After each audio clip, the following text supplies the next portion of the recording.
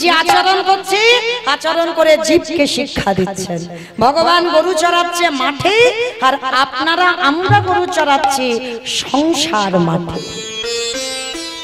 সংসার মাঠে গরু চড়াচ্ছি। ভগবান যেই না বাবা বৃন্দাবনে ধবলি শ্যামলী কালী কমলী মঙ্গলীদের নিয়ে গোষ্ঠী 24 জন বন্ধু নিয়ে ভগবান মাঠে খেলছে, আর আপনারা আমরা 24 জন বন্ধু নিয়ে সংসার মাঠে খেলছি। দেখেন, 10 ইন্দ্রিয়, 5টা কর্মেন্দ্রিয়, 5টা জ্ঞানেন্দ্রিয়, পঞ্চভূত হিতি অব তেজ মরুদ্গম, 10 5 15, আর 6টা গরু কাম ক্রোধ লোভ মোহ মদ মাশ্চর্য। এই 15 6 15 6 22, মানে অঙ্কে স্টার লেটার আছে। ওরে বল, 15 6 21, আর 3টে দিতে হবে, তবে তো 24 হবে। মন বুদ্ধি অহংকার, এই 3টে দিলাম, 24 পূরণ হয়ে গেল। ভগবান 24 জন বন্ধু নিয়ে মাঠে খেলে, আর আপনারা আমরা সবাই সংসার মাঠে খেলছি। কিন্তু মায়েরা, ভগবান জানে যে ফিরতে হবে, আর আপনারা আমরা সব ভুলে গেছি। আসার পথ চিনে এসেছি, যাবার পথটা ভুলে যাচ্ছি। যাব কি করে গো এই মায়ামোহ সংসার ফেলে? হ্যাঁ, নাতিটাকে এত ভালোবাসি, নাতনিটাকে এত ভালোবাসি, এত সুন্দর ঘর বানালাম, পাথর সেটিং করা ঘর সবে বানালাম, এত তাড়াতাড়ি যাব? কিন্তু মা, যখন দিন ফুরিয়ে যাবে কেউ তোমায় ধরে রাখতে পারবে না। আজকের ভগবান এই গোষ্ঠীর খেলা খেলছে, তবে ভগবান প্রতিদিন বাবা বিনোদ খেলা খেলে। এই বিনোদ কথার অর্থ কি না? নূতন। বিনোদ কথার অর্থ হচ্ছে বাবা নূতন, মানে প্রতিদিন ভগবান নতুন নতুন খেলা খেলে। তো আজকের ভগবান একটা নতুন খেলা খেলবে। কি খেলা জানো? কাঁধে চড়া আর কাঁধে করা। তার সমস্ত বন্ধুরা বলছে, কানাই ও কানাই, তুই রোজ রোজ তো চোর হস, তাহলে আজকে তুই চোর হবি। আর শোন, আজকে চোর হয়ে আমরা সবাই তোর কাঁধে চড়ব। ভগবান বলছে, অসম্ভব, আমি রোজ রোজ চোর হই, আজকে আমি চোর হব না, আজকে তোদের ভিতরে একজন কেউ চোর হ। আমার গোবিন্দ কিছুতেই আজকে চোর হতে চাইছে না। রোজ চোর হয়, কিন্তু আজকে চোর হবে না। কেন? এটাই ভগবানের চালাকি, এটাই চালাকি ভগবান। কেমন দেখেন আজকের কি ঘটনা ঘটে। তা ভগবান কিছুতেই মানছে না যে আজকে চোর হবে। তাহলে কি করব? শোন, যতজন বন্ধু আছে ততগুলো পাতা আনা হবে, আর তার ভিতর একটা পাতাকে ছিদ্র করে দেব, আর ওই ছিদ্র পাতাটা যার ভাগ্যে পড়বে সেই হবে আজকের খেলায় চোর। ঠিক আছে, তাই হবে। যতজন বন্ধু আছে মা, পাতাগুলো সব এক জায়গা করে নেড়ে দিয়েছে, সমস্ত বন্ধুদের চোখ বেঁধে দিয়েছে। শোন, কানাই বলছে, আমি যতক্ষণ না পাতা তুলবো তোরা কিন্তু কেউ চোখ খুলে দেখবি না, কেমন? ঠিক আছে, তাই হবে। সবার চোখ বেঁধে দিয়েছে, সবাই একটা একটা করে পাতা নিয়েছে। সবার যখন পাতা নেওয়া হয়ে গেল, শেষে আমার গোবিন্দ হাত দিয়ে পাতাটা নিয়েছে। পাতাটা নেওয়া হয়ে যেতে গোবিন্দ নিজেই বলছে, এই বন্ধু নে, তোরা এবার সবাই চোখগুলো খুলে দে। সবাই চোখ খুলে দিয়েছে। সবাই চোখ খুলে মা পাতাগুলো যে যার হাতে আছে দেখছে। সবার ভাগ্যে ভালো পাতা পড়লো, আর আমার গোবিন্দের ভাগ্যে ছেঁড়া পাতা পড়ছে। সমস্ত বন্ধুরা বলে উঠলেন, কানাই চোর, কানাই চোর, কানাই চোর। চুপ চুপ, কানাই চোর বলে লাফাচ্ছে। আরে আমি যে চুরি করি, আমি চুরি করে একা একা খাই না, তোদেরকে দিয়ে খাই। লজ্জা করে না আমাকে চোর বদনাম দিতে? এই জগতে তোদের জন্য আমি চোর হলাম, কিন্তু সমাজে সবাই বলে আমি নাকি চোর। কিন্তু আমি চুরি করি শুধু তোদের আনন্দের জন্য, তোদের খাবার জন্য। আমি সেই ব্রাহ্মণ পত্নীদের কাছে কত গালিগালাজ খেয়ে ওই বটু মধুমঙ্গলের জন্য অন্ন ভিক্ষা করে এনে খাওয়ালাম। আমি পীরের উপরে পীরে দিয়ে আমি আমার জীবনে চিন্তা করি না, তোদের জন্য ননি চুরি করে আনি। আমি খাই ঠিক কথা, কিন্তু তোদেরকে তো দিয়ে খাই। লজ্জা করে না? এক বন্ধু হয়ে আরেক বন্ধুকে চোর চোর বলে চিৎকার করছিস। ঠিক আছে, আমার কাঁধে চড়বি তুই, এই কথা। আয়, কে আমার কাঁধে আগে চড়বি? আয় ওঠ। আচ্ছা মা, এই জায়গাটা একটু ভাবেন, অনুভব করেন। কৃষ্ণ তো নিজে বলেছিল বাবা আজকে চোর হব না। তাহলে আজকে চোর হব না বলে তিনি কি পারতো না ওই ছেঁড়া পাতাটা অন্যজনের ভাগ্যে দিয়ে দিতে? যার ইচ্ছাতে জগৎ চলে, সে মনে করলে পৃথিবী চলবে। তাহলে কিসের জন্য ভগবান আজকের খেলায় চোর হলো? ভগবান এমনি এমনি চোর হয়নি গো, নিজে আনন্দ পাবে, নিজে একটা কাজ গুছিয়ে নেবে। কি কাজ? আজকের খেলার পণ হলো কাঁধে চড়া আর কাঁধে করা। তাহলে যে চোর হবে কে? সে তো কাঁধে চড়াবে। তাহলে আমার গোবিন্দ চোর হয়েছে, কাঁধে চড়াবে, আর সমস্ত বন্ধুরা গোবিন্দের কাঁধে উঠবে। বলো তো মা, গোবিন্দের কাঁধে উঠলে চরণ দুটো কোথায় থাকবে? ভগবানের হৃদয়। ভগবান বললেন এই তো সুযোগ, সবাই তো আমার চরণ পাবার জন্য কাঁদে, কিন্তু আমারও তো ইচ্ছে করে, আমারও তো মনে বড় আশা, আমি ভক্ত চরণ একটু হৃদয় ধরব। কিন্তু এমন ভক্ত এরা এদের কাছে চাইলে দেবে না। তাহলে কায়দা করে বুদ্ধি করে আমাকে চুরি করে নিয়ে নিতে হবে। তাই তো আজকের খেলার পণটা এমন করেছে। তো সবাই কাঁধে উঠেছে, সবার চরণ তোলাটা ভগবান বুকে ধরে যেন বড় তৃপ্তি, বড় শান্তি অনুভব করছে ভগবান। সবার কাঁধে চড়িয়েছে, আর একজন ভক্ত মা পিছনে বসে আছে। দেখবেন যারা ভক্ত হয়েছে না, তারা খুব একটা গন্ডগোল লোকালয় পছন্দ করে না। যদিও কীর্তন শুনে দেখবেন নিরজনে একাকী বসে থাকে। দেখবেন বাবা মাথাটা নিচু করে কীর্তনিয়ার দিকে না তাকিয়েও বাবা পাগলের মতো কেঁদে বুকটা ভাসিয়ে দেয়। কারণ কীর্তন শুনছে কান দিয়ে, আর মনটা একেবারে আমার গোবিন্দ চরণে দিয়ে দিয়েছে। সমস্ত বন্ধুরা কাঁধে চড়ছে, আর একজন বন্ধু সবার পিছনে বসে বসে খাচ্ছে। ভগবান সবাইকে চড়িয়ে তার কাছে গেছে, কিরে অভিমান করছিস? সবাই এদিকে কাঁধে চড়ছে, আর তোকে কাঁধে নেব না বুঝি, ওই জন্য তুই কষ্ট পাচ্ছিস? আয় ওর তো দেখি আমার কাঁধে ওঠ। যেই না বলেছে কাঁধে ওঠ, বন্ধুটা বলে বলে না কানা, তুই আমায় বলে যেতে পারিস, কিন্তু আমি তো তোকে ভুলিনি।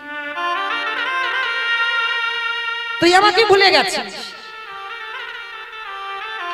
কিন্তু আমি তোকে ভুলিনি। আমি কে আর তুই কে? চমকে উঠল ভগবান। শিগগিরি আমি কে তুই কে, তুই এই কথা ভেবে তুই আমার কাঁধে উঠবি না? বলে না, ওরে কানাই রে, একেবারে মনে করিয়ে দেয় সেই দিনের কথা। কোন দিন রে বন্ধু? বলে কেন, তুই কি আমার বন্ধু ছিলিস? তুই হলি আমার জ্যেষ্ঠ দাদা রামচন্দ্র, আর আমি হলাম তোরে ভাই ভদ। যেদিন 14 বছরে তুই বনবাসী হলি, সেদিন আমি মামার বাড়ি ছিলাম। মামার বাড়ি থেকে যখন ফিরলাম, মন্থরাকে প্রশ্ন করেছিলাম, মন্থরা আমার জ্যেষ্ঠ দাদা কোথায়? মন্থরা বলেছিল পিতৃসত্য পালনার্থে তোর মা কৈকেয়ীর কথা রাখতে বনবাস। সেই কথাটা শুনে ভরত রামের সঙ্গে দেখা করতে গিয়েছিল বনবাসে। তা বনবাসে যখন রামচন্দ্রের সঙ্গে দেখা করতে গেল, গিয়েছিল বাবা জায়গাটা চিত্রকূট পর্বত। আপনাদের পদধূলা নিয়ে দর্শন হয়েছে বাবা, যেখানে রামচন্দ্র দাঁড়িয়ে আমার মা জানকীর খোপাতে ফুল সাজিয়ে দিত।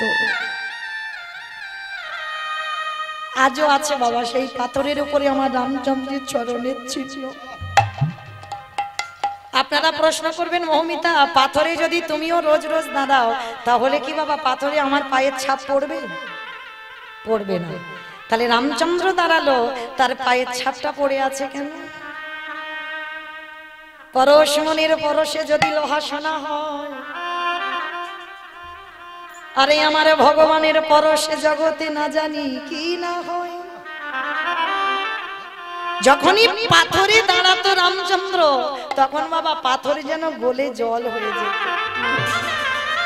ওই যে পরশমণির পরশ পেয়েছে, তাই আজকে সেই পায়ের ছাপটা পড়ে আছে। সেইখানে যেত ভরত, আর ভরত গিয়ে দেখে না রাম লক্ষ্মণ আর মা জানকী বসে আছে। ভরত গিয়ে ষষ্ঠাঙ্গে জ্যেষ্ঠ দাদাকে প্রণাম। এই জায়গাটা মাইরা খুব মন দিয়ে শুনবেন। ভাইয়ে ভাইয়ে লাঠালাঠি করি না আমরা? ভাই বোনের জায়গা জমি নিয়ে কত মামলা মোকদ্দমা, কত সম্পত্তি নিয়ে লড়াই। ভাইয়ে ভাইয়ে থানা পুলিশ হয়, ভাইয়ে ভাইয়ে জায়গা জমিতে শিল্পতা হয়। বলে এটা বড় জনের, এটা মেজ জনের, এটা সেজ জনের, পরপর ভাগাভাগি হচ্ছে। ভগবান হেসে ওঠে, হাইরে কার জায়গাতে এরা শিল্পতে, দেখো এ জায়গা কি ওদের যে ওরা শিল্পতে যাচ্ছে। ভগবান হাসে। তা রামচন্দ্রকে গিয়ে ষষ্ঠাঙ্গে প্রণাম করেছে। কেমন ভাই ভাই দেখো, প্রণাম করে বলছে দাদা। তা যেই না দাদা বলেছে, রামচন্দ্র ভরতকে দেখে বলছে, কেন এসেছিস? তুই জানিস না আমি তোর মার কথা রাখতে বনবাস, পিতৃসত্য পালনার্থের জন্য বনবাস ফিরে যা। তুই তো জানিস আমি 14 বছর না হলে আমি ঘরে ফিরতে পারবো না। ভরত করজোর করে বলছে, দাদা আমি তো জানি যে বাবার কথা রাখতে বনবাসী হয়, যে মায়ের কথা রাখতে বনবাসী হয়, সে কি কোনোদিন একটা ভাইয়ের কথা শুনে ফিরবে অযোধ্যা? আমি জানি দাদা তুমি ফিরবে না। জানিস তুই এলি কেন? দাদা শুধু দুটো প্রশ্ন করব বলে এসেছি। কি প্রশ্ন ভাই? আচ্ছা দাদা, আমার মা যে বাবার কাছে দুটো বর চেয়েছিল, একবারে রাম বনে যাবে, একবারে ভরত রাজা হবে। ও দাদা বলো না, আমার মা আমার বাবার কাছ থেকে কোন বরটা আগে চেয়েছিল? কি মা, আপনারা তো অনেক কীর্তন শোনেন, শাস্ত্র জ্ঞানী, তত্ত্বজ্ঞানী, বলেন কোন বরটা কইকেয়ী মা দশরথের কাছে আগে চেয়েছিল? ভরত রাজা হবে না রাম বনে যাবে? না, ভরত রাম রাজা, ভরত রাজা হবে, আর রাম 14 বছরের জন্য বনে যাবে। তাহলে আগে তো বললো ভরতে যেন রাজা হয়, তা ভরত উল্টে এবার ধরেছে। বলো দাদা, আমার মা তো আমার বাবার কাছে বলেছিল যে আমার ভরত রাজা হোক, তারপরে রাম বনে যা। তাহলে আমি মামার বাড়িতে ছিলাম, মামার বাড়ি থেকে ফিরলাম না, আমি রাজা হলাম না, তুমি পালিয়ে এলে কেন? দাদা জগতে সবাইকে তুমি ভুল বোঝাতে পারো, জগতে সবাইকে তুমি মিথ্যা বোঝাতে পারো, কিন্তু তোমার এই ভরত ভাইকে নয়। আমি জানি দাদা তুমি আমার মার কথার জন্য নয়, আমার বাবার কথার জন্য নয়, তুমি তোমার কাজের জন্য বনবাস হয়েছো। ভগবান হয়ে ভাইয়ের প্রশ্নের উত্তর দিতে পারছে না, মাথা নিচু করে আছে। উত্তর দাও দাদা, তুমি কেন মিথ্যা লোককে বোঝাচ্ছ যে তুমি আমার মার জন্য বনবাস রেখেছো? আমার মার কথা, আমার মা তো বলেছিল আগে আমি রাজা হই। দাদা তোমাকে জগতে কেউ না চিনুক, আমি খুব ভালো করেছি, তুমি বুঝতে পেরে গেলে ভরত যদি মামার বাড়ি থেকে ফিরে রাজা হয়, ও রাজ সিংহাসনে বসে আদেশ দিত যেই অযোধ্যা থেকে কোনো পুত্র বনবাস হবে না, আর আমি যখন রাজা হতাম আমার কথা শেষ কথা, তুমি জানতে ভরত এটা করবে, আর তাই তো তুমি আমার ভয়ে পালিয়ে এসেছো। দাদা সব আমি মেনে নিলাম, তবু আজকে আমি চলে যাব অযোধ্যায়। তবে একটা কথা মনে রেখো দাদা, যে জায়গাটা তোমার জায়গা, সে জায়গাতে তো আমি বসতে পারি না। যে জায়গাটা বংশের জ্যেষ্ঠ পুত্রের জায়গা, সে জায়গাটা আমি ছোট হয়ে বসবো কি করে? আমি বসবো না দাদা। তুমি কথা দাও, যাওয়ার সময় তোমার ওই চরণের খড়ম দুটো আমায় দিয়ে যাও। যতদিন না তুমি ওই অযোধ্যায় ফেরো, 14টা বছরের সিংহাসনে ওই খড়ম রেখে, আর আমি ওই খড়মের নিচে বসে আমি 14 বছর ওই খড়ম যুগল সেবা করব। তবে দাদা 14 বছর হয়ে গেলে তুমি কিন্তু ফিরে যাবে। আর যদি 14 বছর পরে এক বেলা বয়ে যায়, যদি আকাশে সূর্যদেব উঠে যায়, তুমি গিয়ে দেখবে তোমার ভরতের মরা দেহটা পড়ে আছে। দাদা গো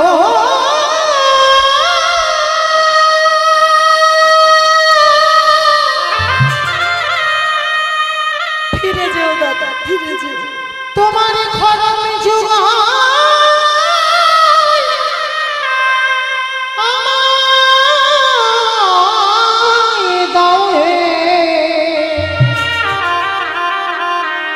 আমি 14 বছর ধরে খড়ম যুগা সিংহাসনে রেখে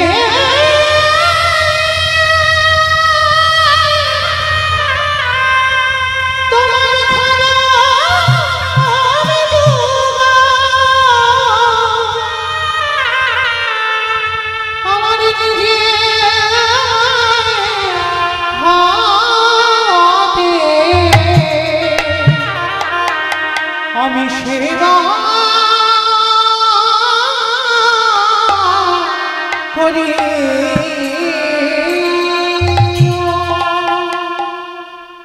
রামচন্দ্র সেদিন বলেছিল, ভাই রে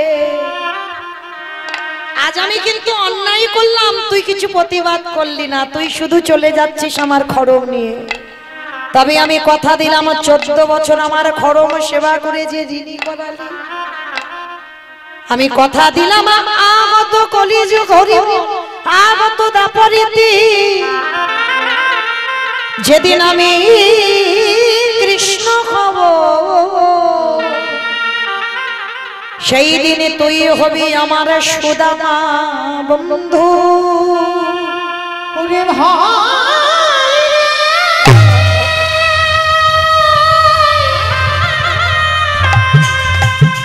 আমি এই প্রতিজ্ঞা করে গেলাম, ওই দাপর যুগে আমরা বন্ধু। আর আমি যেদিন দ্বারকার রাজা হব, তুই যাবি সুদামা হয়ে আমার কাছে। এই যে এই জীবনে তুই 14 বছর আমার খড়ম সেবা করলি, আমি কথা দিলাম ভাই রে, যেদিন তুই ভরত হয়ে দ্বারকায় যাবি, আমি কৃষ্ণ হয়ে সিংহাসনে বসব, সেদিন আমি কথা দিলাম ভরত আমি নিজের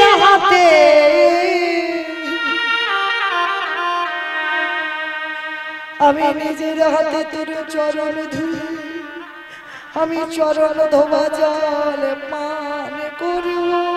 আমি এই প্রতিজ্ঞা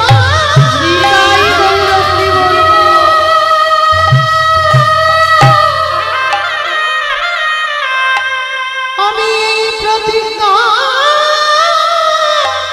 করে গেলাম, সেদিন বন্ধু হলি তোর চরণ ধৌত করা আমি পান করি। সেই আজকের ভরত হয়েছে সুদামা, কাঁধে চড়বে না। আজকে জোর করে ভগবান সুদামাকে নিয়ে কাঁধে বসিয়েছে। আরে যেই না কাঁধে বসালো, সুদামার দুটো চরণ আমার গোবিন্দ বক্ষে জড়াইয়ে ধরেছে। আরে জড়াইয়ে ধরে বলল সুদামা, বলি আরে তো চরণ ছাড়ব নাকি,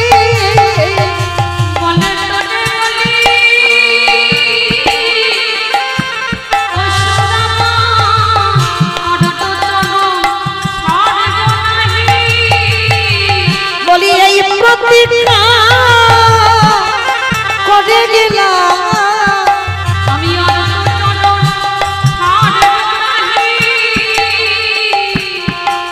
আজকে দুই বন্ধু কি সুন্দর গোষ্ঠীর খেলা খেললো। খেলার পরে যে যার ঘরে গেল। মা ঘরে গিয়ে কৃষ্ণ বলরাম এরা সবাই পাঠশালায় ভর্তি হয়েছে, সন্দীপনী মনির পাঠশালায়। আর এদিকে সুদামাও বায়না ধরেছে, ও মামা আমিও পাঠশালায় যাব, আমিও গুরু আশ্রমে যাব। না বাবা না, তুই যে আমার একমাত্র নয়নের বড়ি সুদামা, তুই চলে গেলে আমাকে কে মা বলে ডাকবে? ও মা, কৃষ্ণ তো চলে গেছে ওই গুরু আশ্রমে, আর আমি যদি না যাই আর তাহলে কি সমাজ আমাকে স্বীকৃতি দেবে? সমাজ আমায় ভালোবাসবে? আমাকে পড়াশোনা শিখতে হবে, আমাকে শিক্ষায় শিক্ষিত হতে হবে, তারপরে তো সমাজ আমায় ভালোবাসবে। ঠিক আছে বাবা, তবে যা। আর যাবার সময় আমাদের কুল দেবতাকে প্রণাম করে যাবি।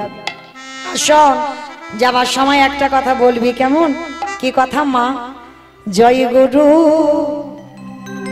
জয় গুরু, একটু উলুধ্বনি দেন না। জয় গুরু জয়, তুমি গুরু মাতা পিতা, তুমি সর্বমা। জয় গুরু জয় গুরু জয় গুরু, তুমি গুরু মাতা পিতা, তুমি সর্বমা। জয় রাম শ্রী কৃষ্ণ ভজনি সকলে, নামের সহিত আপনি হই। জয় রাম শ্রী কৃষ্ণ ভজনি সকলে, নামের সহিত আপনি হই। সততে নারায়ণ ত্রেতাতে রাম, দ্বাপরেতে কৃষ্ণ তুমি কলিতে ভগবান। জয় গুরু জয় গুরু জয়, তুমি গুরু মাতা পিতা, তুমি সর্বমা। জয় গুরু জয় গুরু জয় গুরু জয়, তুমি গুরু মাতা পিতা, তুমি সর্বমা। আজকে যেই না গুরুদেবের নাম করে বাবা, গুরুদেব সন্দীপনী মনির চরণে একেবারে সুদামা আছাড় খেয়ে পড়ল। আর গুরুদেব দেখা মাত্র বলে বলেন, আরে পা ছাড়, পা ছাড়, পা ছাড়, পা ছাড়। কে তুই? কোথা থেকে এসেছিস? নাম কি? থাকিস কোথায়? বাবা মা কি? বাড়ি কোথায়? গুরুদেবের অনেক প্রশ্ন। সুদামা হাত জোড়ো করে বললেন, গুরুদেব আমার নাম সুদামা, আমি ব্রাহ্মণ কুলের সন্তান। কৃষ্ণ দূরে দাঁড়িয়ে দাঁড়িয়ে দেখছে, বাহ বাহ বাহ বাহ বাহ। সুদামা তুই আমায় এত ভালোবাসিস, আমি গুরু আশ্রমে এলাম বলে তুইও থাকতে পারলি না? গুরুদেব ডাক দিয়েছে, কৃষ্ণ কৃষ্ণ, এই দেখো না কাদের ছেলে আমার পা ধরে বলছে ও নাকি আমার আশ্রমে থাকবে। তুমি বলো আমি কি যাকে তাকে থাকতে দিতে পারি? গুরুদেব ও যাকে তাকে নয়, ও যেমন তেমন নয়, ও ব্রাহ্মণ কুলের সন্তান, ওর নাম সুদামা। আমরা তো একসঙ্গেই খেলাধুলা করতাম, ও আমার খুব বন্ধু, ওকে তুমি আশ্রয় দাও। শোনো কৃষ্ণ, তোমার কথা মতো কিন্তু ওকে আমি ঠাঁই দিচ্ছি আমার আশ্রমে, তবে যদি কোনোদিন অন্যায় করে আমি সেদিন কিন্তু ওকে গলা ধাক্কা দিয়ে বের করে দেব। কৃষ্ণ বলল, গুরুদেব আমার সুদামা কোনোদিন ভুল করতেই পারে না, আর ও কোনোদিন অন্যায়ও করবে না। আর এই গুরুদেবের স্ত্রী ছিল যার নাম মহামায়া। মহামায়া ছুটে এসে যেই না সুদামাকে দেখেছে, আর এই সুদামা আর গুরুদেবের একটা সন্তান ছিল যার নাম মধুমঙ্গল। আজ থেকে 6 বছর আগে ছেলেটা জলে ডুবে মারা গেছে। আর সুদামার মধুমঙ্গল কতটা একই ধরনের দেখতে, আর যেই না সুদামাকে দেখেছে, গুরুমা ওই হারিয়ে যাওয়া সন্তান মনে করে একেবারে সুদামাকে জড়িয়ে ধরে বলছে, এই তো আমি পেয়েছি আমার হারিয়ে যাওয়া সন্তান, এই তো আমার মধুমঙ্গল, এই তো আমার সন্তান। সুদামা বলছে, গুরুমা আমি তোমার মধুমঙ্গল নই, আমি তোমার মধুমঙ্গল নই, আমি তো সুদামা। না না, তুই সুদামা নোস, তুই আমার মধুমঙ্গল। তুই তোর নাম যাই হোক, আজকে থেকে তুই আমার মধুমঙ্গল হয়ে তুই আমার সন্তান হয়ে আমার কাছে থাকবি। একটা কথা মনে রেখো মা, যখন তোমার কেউ ছিল না তখন ছিলাম আমি, আর এখনো তোমার সব হলো, পরেরটা সবাই জানে। ভগবান দূরে দাঁড়িয়ে দাঁড়িয়ে হাসছে, গুরুমা সুদামাকে দেখে তুমি আমাকে ভুলে যাচ্ছ, কিন্তু মনে রেখো গুরুমা, আমায় ভজেই মাগে বিষয় সুখ, অমৃত ছাড়ি দিই সংসারে দুঃখ। কৃষ্ণ কহে আমি বিজ্ঞ, সেই মূর্খে বিষয় কেন দিব, সচরণামৃত দিয়ে তারে বিষয় ভুলাইব। গুরুমা তুমি আমাকে ঠেলে দিয়ে আমার জায়গায় সুদামাকে বসাচ্ছ, বসাও, আমার আপত্তি নাই, কিন্তু যারা বিষয় বৈভবে ডুবে, যারা কৃষ্ণ ভুলে যায়, তাদের তো শাস্তি পেতেই হবে। গুরুমা তৈরি হয়ে থেকো, খুব তাড়াতাড়ি তোমার জীবনে শাস্তি নেমে আসবে। এইবার কৃষ্ণকে সব সময় দূরে রেখে দেয়, সুদামাকে কোলের কাছে নিয়ে সুদামাকে নিজের ছেলের জায়গা দেয়। অভিমান হলো ভগবানের কিছুটা। কিছুদিন আশ্রমে থাকার পর একদিন গুরুমা বলছে, কৃষ্ণ রান্নাঘরে কাঠ নেই বাবা, একটু কাঠ কুড়িয়ে আনতো। হায় রে, কাকে কি অর্ডার করছে দেখো, যে বিশ্বের মালিক, যার একটা ইচ্ছাতে জগতে চলে, যে মনে করলে একটা সেকেন্ডে পৃথিবী ধ্বংস করবে, সেই ভগবানকে গুরুমা আদেশ দিচ্ছে কাঠ কুড়িয়ে আন, তবে রান্না হবে। কেন ভগবান এই গুরু আশ্রমে থেকে এই কাজগুলো কেন করলো? আপনাদের আমাদের শিক্ষা দিল। কি শিক্ষা? আমাদেরও গুরু চরণ ভজতে হবে, গুরু আশ্রমে থাকতে হবে, গুরু সেবা করতে হবে, গুরু যে বাক্য বলবে সেই বাক্য আমাদের অক্ষরে অক্ষরে পালন করতে হবে, তবেই তুমি কৃষ্ণ ভজনের অধিকার লাভ করতে পারবে। তা কৃষ্ণ যে বিশ্বের স্রষ্টা মালিক, তিনিও গুরু ধরেছে।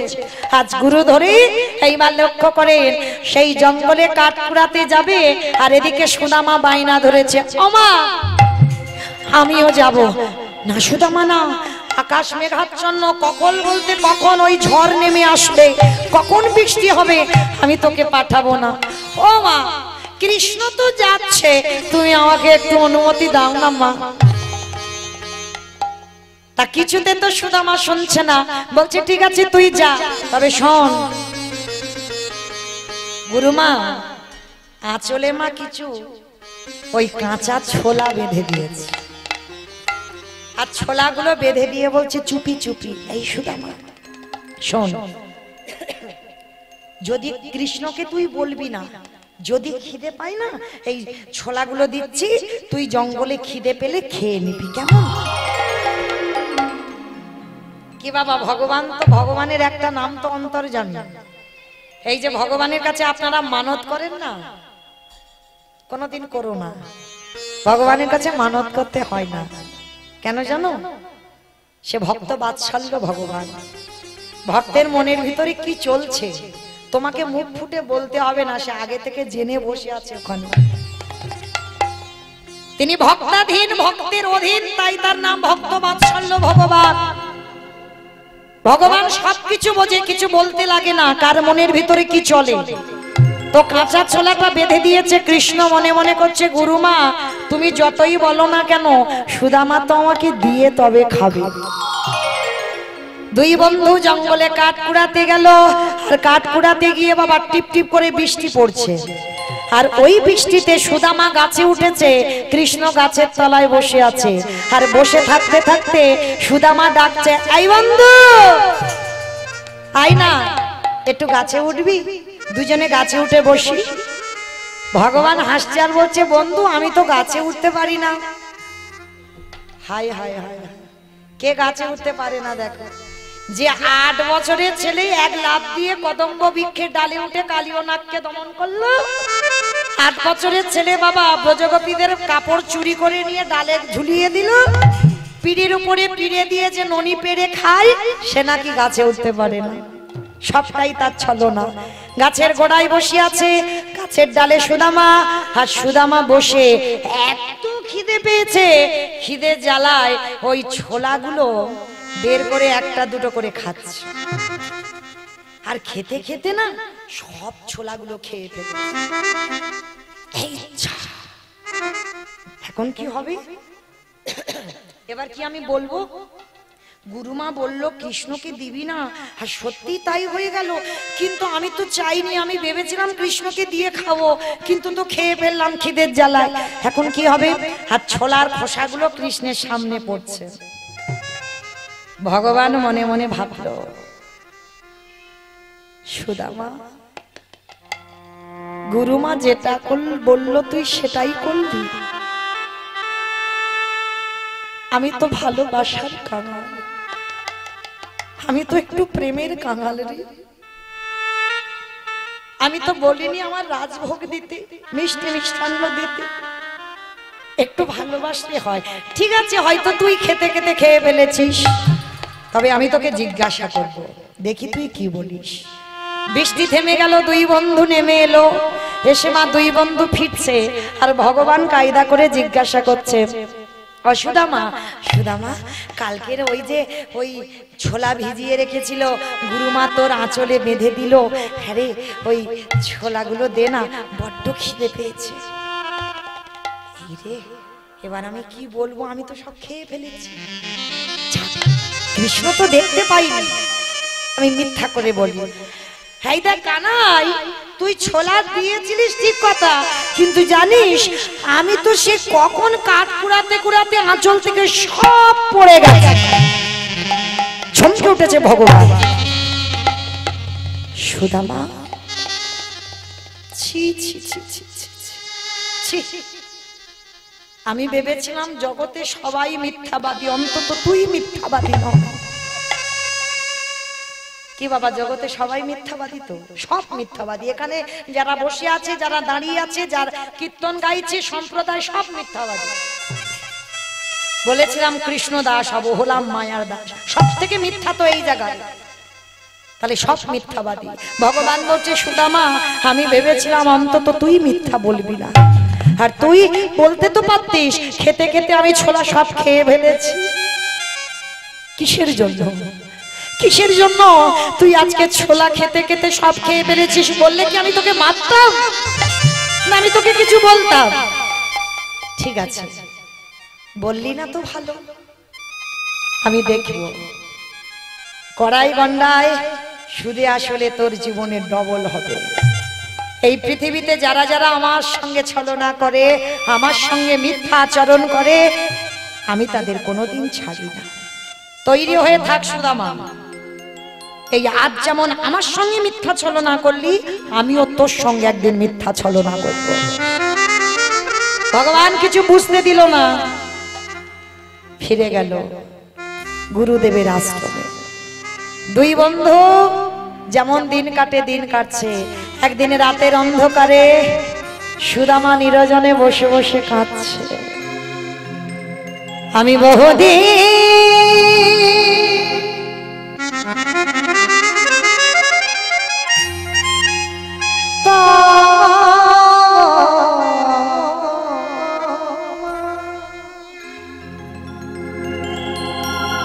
পথে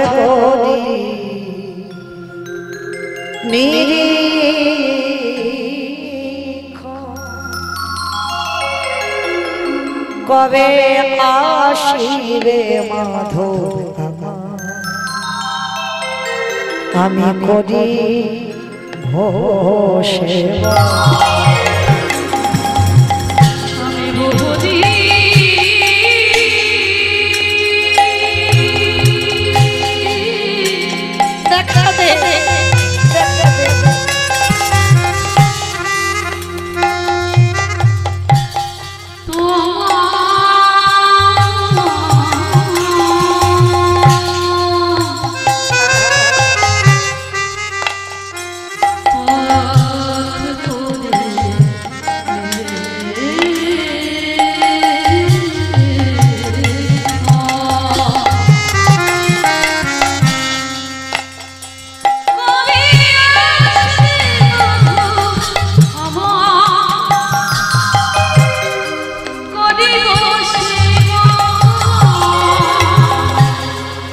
তোমার প্রেম বশে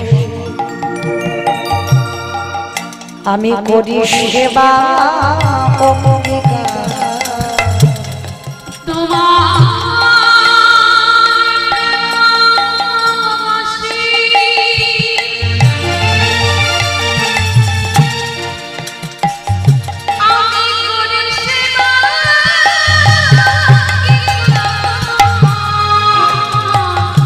দর্শন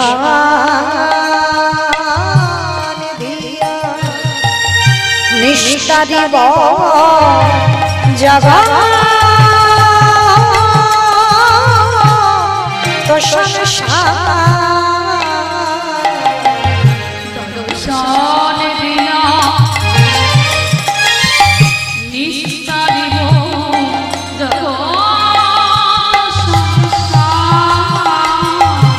আজ শ্রী গোপাল নামে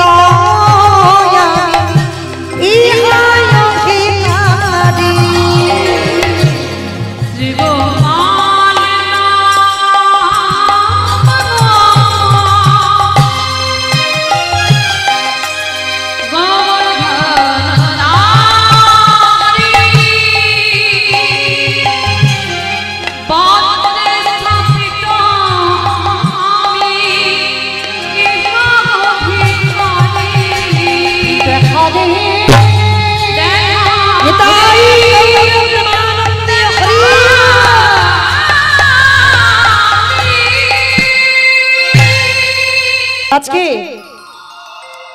সেই সুদামা রাতের অন্ধকারে যেই না কাঁপছে নয়ন জলে ভগবান রাতের অন্ধকারে এসে বলছে, এই সুদামা, এই এদিকে আয়। তুই এত আকুল প্রাণে আমায় ডাকলে আমি কি থাকতে পারি? এই সুদামা, একটা কথা বলবো। কি কথা রে? এই সুদামা শোন না, একটা কথা বলি। আমার না একটু নাড়ু খেতে ইচ্ছে হয়েছে।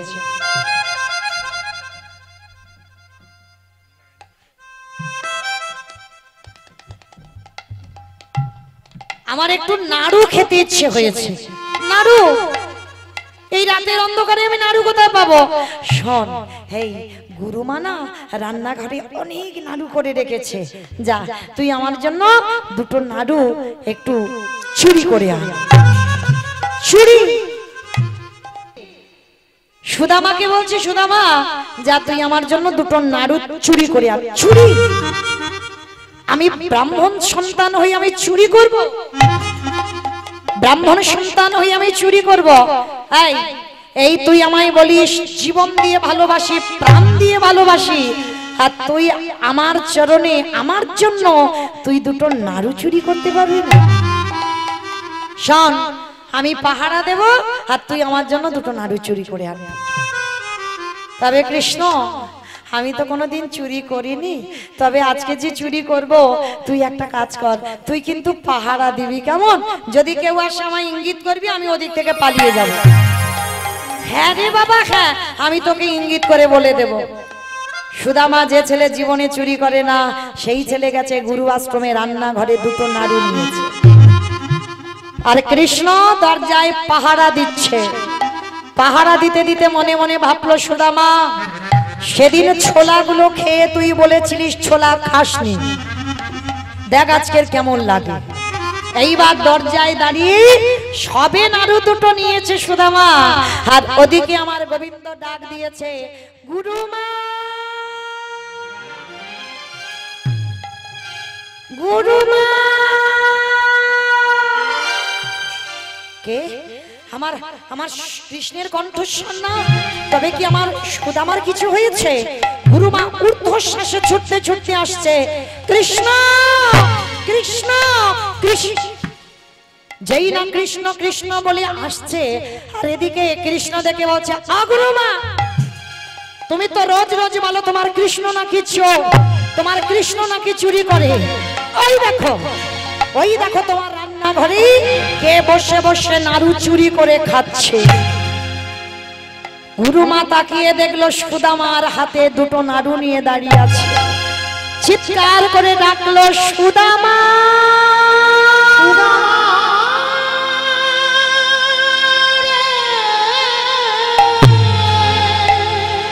ছি ছি ছি ছি ছি ছি। আমি ভেবেছিলাম তুই আমার হারিয়ে যাওয়া সন্তান, আমি ভেবেছিলাম তুই আমার মধুমঙ্গল, আজকে তুই কিনা আমার আশ্রমে তুই নাড়ু চুরি করলি। না না গুরুমা না, বিশ্বাস করো এ জীবনে কোনোদিন আমি চুরি করিনি। কৃষ্ণ বলল এই জন্য ওর জন্য চুরি করেছে। চুপ, একটা বাজে কথা বলবি না। নিজে চুরি করতে গিয়ে ধরা পড়ে আমার মুখের উপরে বড় বড় কথা বলিস। রোজ তুই চুরি করিস আর আমি আমার কৃষ্ণের নামে দোষ দিই। বেরিয়ে যা এক্ষুনি, এই মুহূর্তে আমার আশ্রম থেকে বেরিয়ে যাবি। না না গুরুমা না, আমি যদি আশ্রম থেকে চলে যাই আমি তো শিক্ষা গ্রহণ করতে পারবো না। চরণ দুটো জড়িয়ে ধরেছে সুদামা। গুরুমা আমাকে মারো কিন্তু তোমার চরণ থেকে ঠেলে দিও না। পা ছেড়ে দে সুদামা, পা ছেড়ে দে, পা ছেড়ে দে। লাঠি মেরে বের করে দিল, দূর হয়ে যা।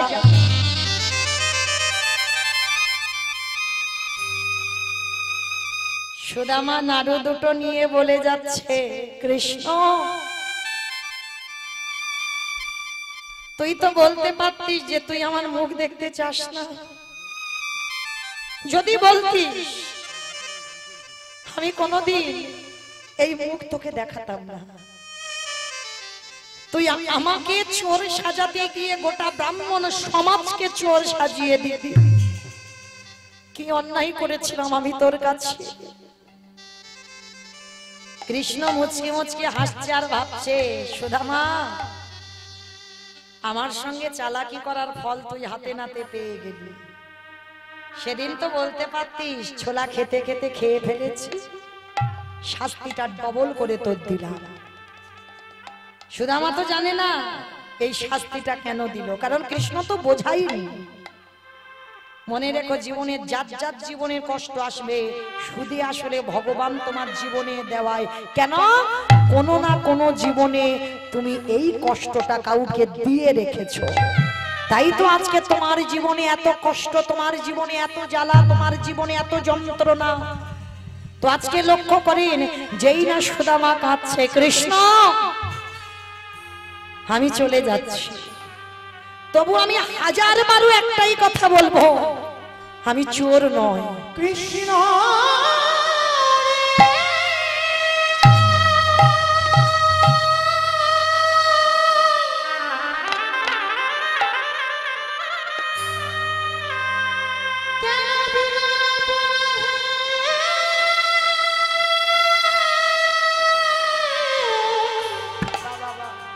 আমায় চোরে সাজা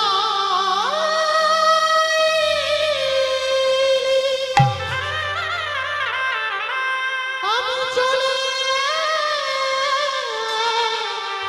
চলে যাই, আর কোনদিন তোর কাছে ফিরে আসব না। চলে যাচ্ছি কৃষ্ণ, আর যেন ভুল করি আমাকে বন্ধু বন্ধু বলে ডাকিস না। আমার জীবন নদী, আর ডাকলেও কোনোদিন আমি তোর চরণে আসবো না। নাইয়া চলে যাচ্ছি বন্ধু। আমার ভবের খেলা সঙ্গ হলে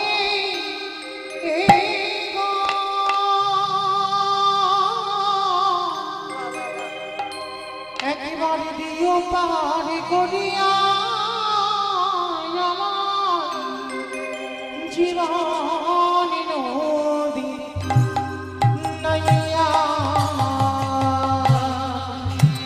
আসি বন্ধু। জীবন নদী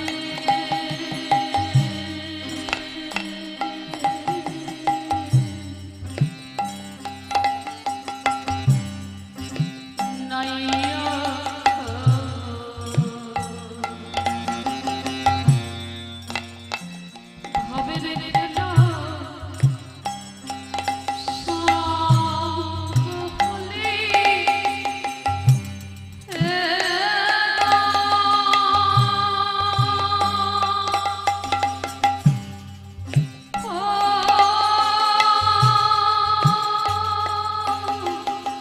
আসি বন্ধু, ও আর যেন আমায় পিছু ডাকিস না তো দাদা। দিও পর্ণ রিয়া আমার জীবন নদী নাইয়া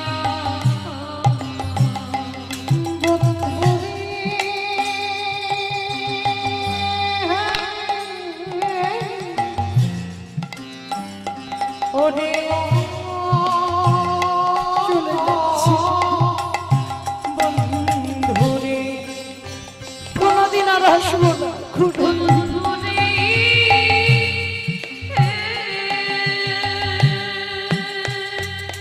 আসি বন্ধু,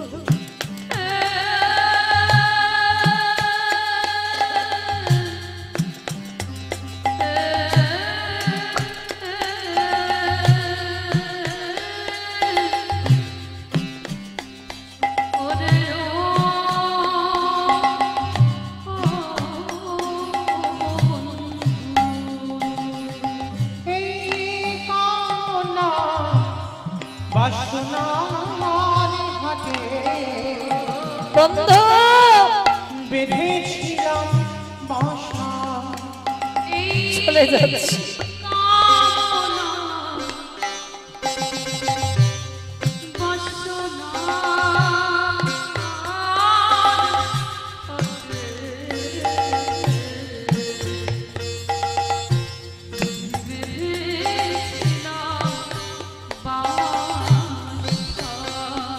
সহিয়া চলে হবে আমার যাওয়ার কালে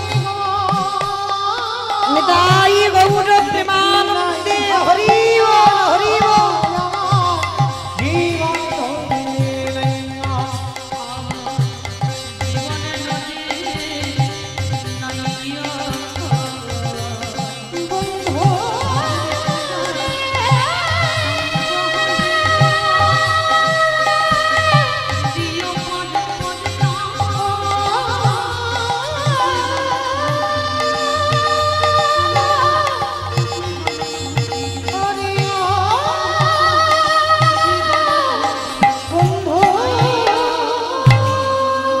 আস্তে। যেই না সুদামা দুটো নাড়ু নিয়ে ওই যমুনার ঘাটে বসে বসে কাঁদছে, আর এদিকে কৃষ্ণ পিছনে গিয়ে ডাকছে, এই সুদামা নাড়ু দে। এত কিছু হয়ে গেল বাবা, যেন কিচ্ছু হয়নি। নাড়ু দে। তুই তো আমার জন্য নাড়ু চুরি করেছিস, একটা দে। তুই একটা খা, আমার একটা দে। দেব না। তুই যখন গুরুমার কাছে চোর অপবাদ দিলি, মনে ছিল না আমি নাড়ু দেব না, দেব না, দেব না। দে না। আমি এত করে চাইছি, দিবি না? বললাম না দেব না। বারবার যখন হাত পেতে চাইছে, দিচ্ছে না। কৃষ্ণ রেগে গিয়ে বলল, বেশ, আমি চাইছি তুই দিচ্ছিস না, আমিও তোকে বলে রাখলাম, হাজার বার চাইবো, তুই যখন দিবি না, আমিও প্রতিজ্ঞা করলাম, তুইও যতদিন না আমার কাছে হাত পেতে কিছু চাইবি, আমি তোকে দেব না, দেব না, দেব না।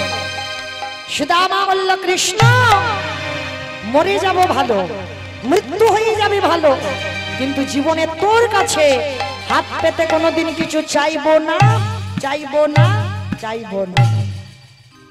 দুই বন্ধু দুজনের কাছে প্রতিজ্ঞা। এ বলল না চাইলে দেবে না, আর সুদামা প্রতিজ্ঞা করলো মৃত্যু হবে, তোর কাছে চাইবো না।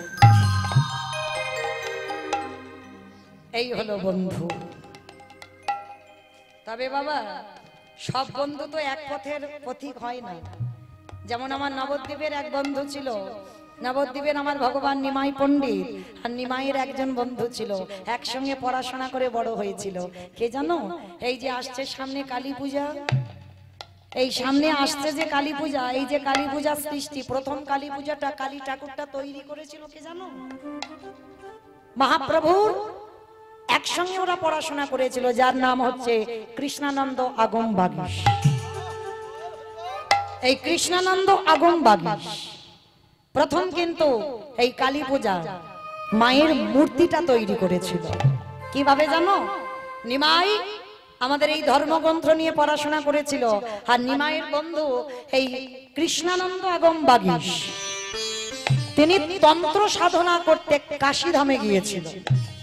আর কাশীধামে গিয়ে পড়াশোনা করে তন্ত্র সাধনা করেছিল, তন্ত্র নিয়ে পড়াশোনা করেছিল।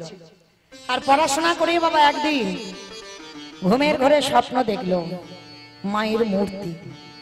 কিন্তু মায়ের মূর্তি যে স্বপ্ন দেখলো, সেই মূর্তির সঙ্গে জগতে কোনো মূর্তি মিল পাচ্ছে না। মা, আমি তো তোর প্রকৃত রূপ খুঁজে পাচ্ছি না, প্রকৃত রূপ আমি পাবো কি করে? তখন ওই কৃষ্ণানন্দ আগম বাগীশকে ভোরের বেলা স্বপ্ন দিয়েছিল, কৃষ্ণানন্দ চলে যা ওই নবদ্বীপে সুরধনী গঙ্গার তীরে। আর সুরধনী গঙ্গার তীরে গিয়ে তুই স্নান করবি। স্নান করে ভোরবেলা স্নান করে উঠে চোখটা বন্ধ করে নিচের দিকে মাটির দিকে তাকিয়ে তুই হাঁটতে হাঁটতে আসবি। আর আস্তে আস্তে দেখবি তোর সামনে যে রূপ হবে, যে রূপ পড়বে, সেই রূপটা হবে মায়ের প্রকৃত রূপ। তা কৃষ্ণানন্দ চলে এলো বাবা কাশী থেকে আমার নবদ্বীপের মাটিতে সুরধনী গঙ্গার তীরে। আর যেই না সুরধনী গঙ্গার তীরে ঝাঁপ দিয়ে স্নান করলো, স্নান করে ভোরের বেলা যাচ্ছে। আর ভোরের বেলা যেতে যেতে ওই আগম বাগীশ, তিনি তো তন্ত্র সাধনা করি, মায়ের নাম মুখে বলতে বলতে আসছে। আর যেই না ওই মায়ের মুখে নাম বলতে বলতে আসছে, ওই ভোরবেলা হঠাৎ দেখবেন মা, একটা কথা বলি, আগেকার দিনে নিয়ম ছিল, এখনকার দিনে নিয়ম নয়। এখন তো বাবা সব পাথর সেটিং করা ঘর হয়েছে, তখনকার দিনে মাটির ঘর ছিল। আর ওই গোবর জল গুলে ছড়া ঝাড় দিত। কি মায়েরা এখন দেন আপনারা? দূর, পাথর সেটিং করা ঘরে কোথায় দেবে? কিন্তু যত পাথর সেটিং হোক, এটা দিতে হয়, কারণ গোবরেই তো মা লক্ষ্মী বাস করছে। ওই জন্য আমাদের মতো নারী জাতিদের কর্তব্য সকালবেলা একটু গোবর গুলে একটু দরজার ধারে একটু ছিটা দিতে হয়। তো আগেকার মায়েরা কি করতো, তারা এই আমাদের মতো 7টা-8টার সময় ঘুম ভাঙতো না, তাদের ভোরবেলা ঘুম ভাঙতো। আর ওই ভোরবেলা ঘুম ভাঙতো গ্রামাঞ্চলের মা। নবদ্বীপ তখন একেবারে গ্রাম ছিল, মানে বনে জঙ্গলে ভরপুর। আর এক মা ওই ভোরবেলা উঠে ওই গোময় মানে গোবর গোবর বেশ করে মারিয়ে, আর ওই ভোরের বেলা ওই দেওয়ালে গোবর দিচ্ছে, ঘুটে দেওয়া হচ্ছে। আর কৃষ্ণানন্দ ভোরের বেলা ওই জঙ্গলের পথ ধরে আসছে। শ্যামা মাকে কালো রে শ্যামা মাকে কালো,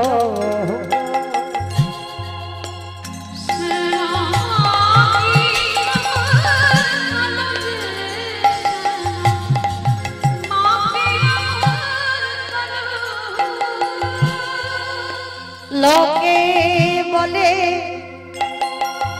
কালি কালো,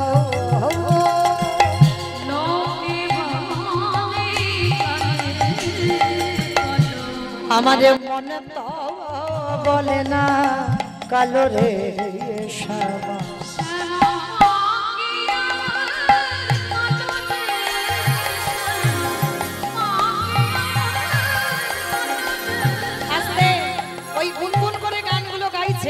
আর গাইতে গাইতে কৃষ্ণানন্দ আগম বাগীশ আসছে।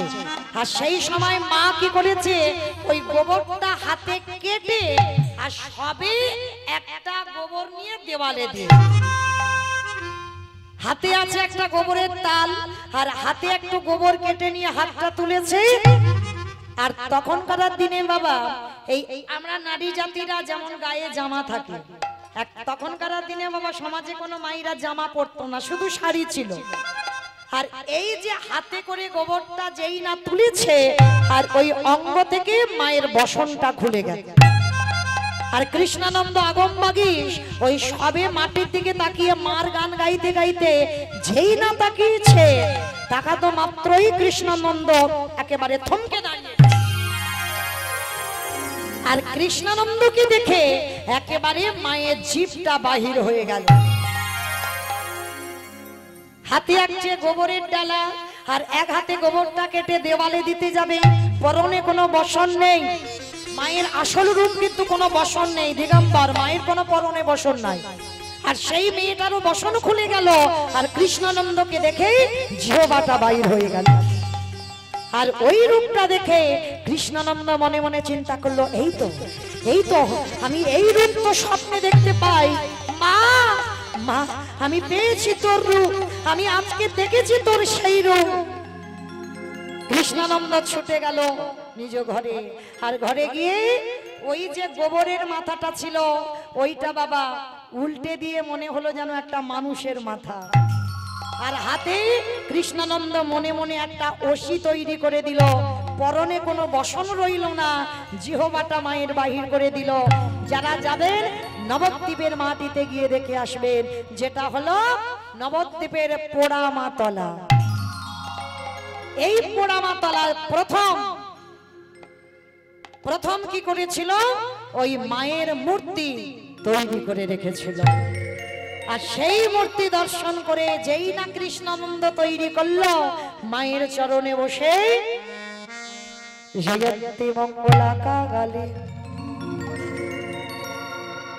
ভদ্রকালী কপালী দুর্গা ক্ষমা শিবরাত্রি स्वाहा स्वाहा नमस्तुते सर्वमङ्गलमङ्गले शिवे सर्वसाधिके शरण्ये त्र्यम्बके गौरी नारायणि नमस्तुते सृष्टिस्ते विनाशकाला शक्तिभूते सनातनी गुणाश्रयी गुणो नारायणि नमस्तुते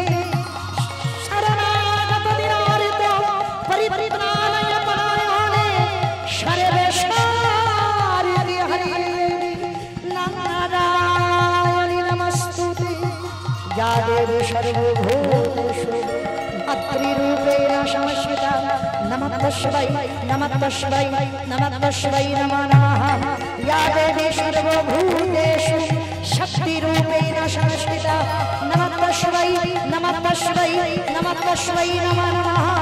या देवी सर्वभूतेषु लक्ष्मीरूपेण संस्थिता नमः तस्मै नमः तस्मै नमः तस्मै नमो नमः।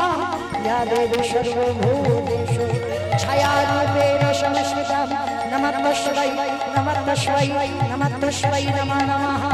या देवी सर्वभूतेषु बुद्धिरूपेण संस्थिता नमः तस्मै नमः तस्मै नमः तस्मै नमो नमः। या देवी सर्वभूतेषु कायारूपेण संस्थिता नमः तस्मै नमः तस्मै नमः तस्मै नमो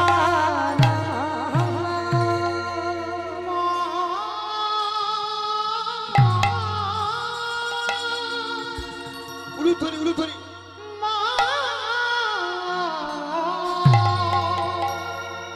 গণেশ জাননী ত্রিশূলধার অসুর নাশী তারা দিগন্ত ত্রিশূলধারী দুর্গে দুর্গতি হারা।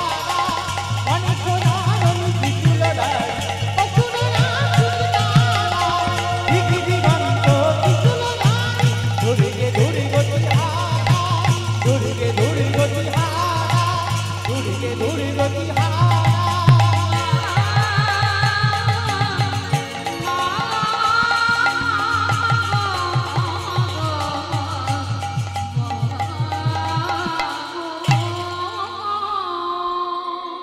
তালি বাবা এই কৃষ্ণানন্দ আগম বাগীশ সর্বপ্রথম এই মায়ের দিগম্বর রূপটা সৃষ্টি করেছিল, যেটা নবদ্বীপে পোড়ামাতলায় গিয়ে দর্শন করে আসবে। আজকে লক্ষ্য করে দেখেন তাহলে বন্ধু এরাও ছিল, আর কৃষ্ণ সুদামা এরাও বন্ধু। যেই না আমার নাড়ুটা চেয়েছে দিল না, দুই বন্ধু প্রতিজ্ঞা করে কৃষ্ণ চলে গেল আবার গুরু আশ্রমে। আর এদিকে সুদামার হঠাৎ বাড়ি থেকে খবর এলো, সুদামা সুদামা আমি এই মুহূর্তে খবর পেলাম তোমার মায়ের মৃত্যু হয়ে গেছে। চিৎকার করে বলল কৃষ্ণ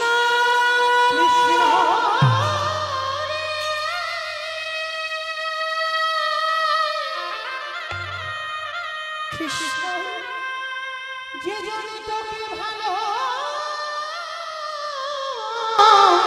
ভালোবাসে তারি দিয়ে মিনি কোটি কাঁদিতে কৃষ্ণ আজকে তুই চলে গেলি বলে আমার মাও চলে গেল আমার কাছ থেকে। লক্ষ্য করেন মা, যাদের জীবন থেকে কৃষ্ণ চলে যায় সব অন্ধকার হয়। চলে গেল চিরজনমের মতো মা, ছুটে গেল। বিধর্ম নগরে গিয়ে দেখছে মায়ের মরা দেহটা উঠানে পড়ে আছে। আর যেই না মায়ের মরা দেহটা পড়ে আছে, সুদামা গিয়ে মায়ের মৃতদেহের উপরে ঝাঁপিয়ে পড়ল। গ্রামের লোকজনেরা সান্ত্বনা দিচ্ছে, সুদামা কাঁদিস না বাবা, কাঁদিস না। এই পৃথিবীতে কেউ চিরস্থায়ী নয়, একদিন না একদিন তো তাকে যেতেই হবে। দুঃখ করিস না বাবা, পৃথিবীতে সব অনিত্য বস্তু, নিত্য বস্তু আমার কৃষ্ণচরণ। চুপ করো, ওই কৃষ্ণ নামটা তোমরা কেউ বলবে না, ওর জন্য আজকের আমার এই দুর্দশা। ভগবানের উপরে কত রাগ, কিন্তু রাগ হলে কি হবে বাবার হৃদয়টা কৃষ্ণ প্রেমে ভরপুর। গ্রামের লোকরা সুদামার মায়ের শেষ কাজ সম্পূর্ণ করলো। সুদামা ঠাকুরের এমন একটা ব্যাধি হলো গো, যে ব্যাধিটার ওষুধ নাই, যেটা হলো কৃষ্ণ অনুরাগের ব্যাধি।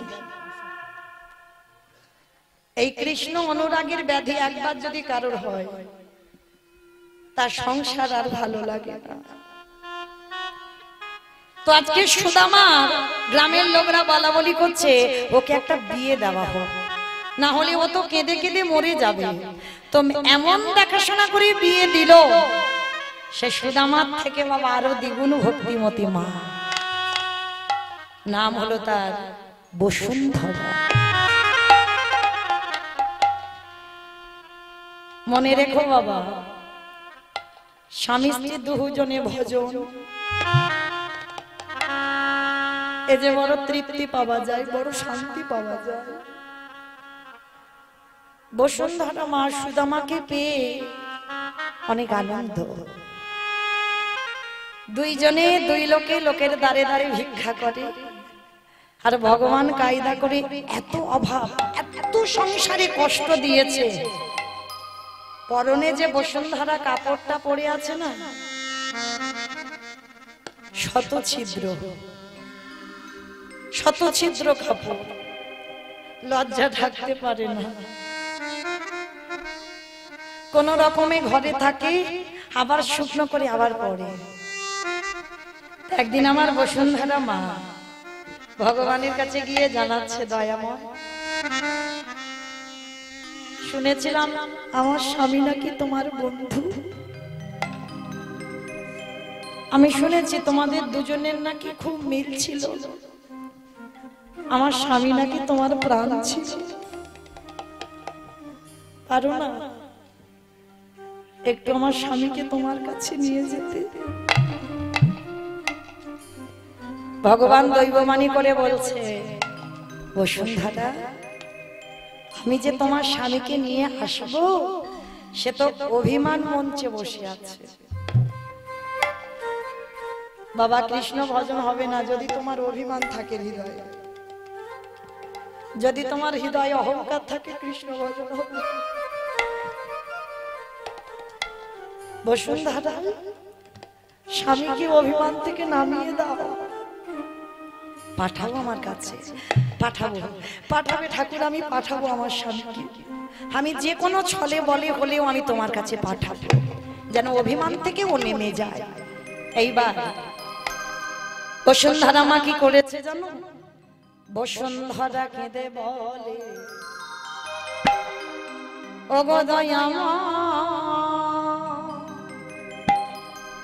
তোমার লীলার অন্ত কেউ দেখিতে না পায়।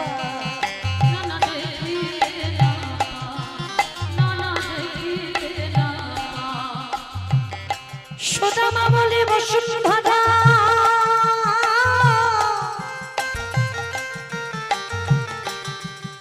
তুমি কৃষ্ণকে দেখো না,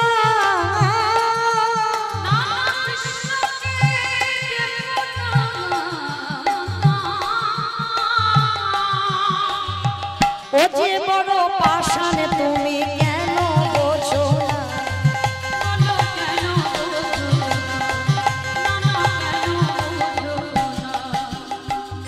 বসুন্ধরা কেঁদে বলো ভব যতই পাষাণ, ভক্তির লাগি ভগবান কি থাকিলে নিতাই বলো হরি বল হরি বল।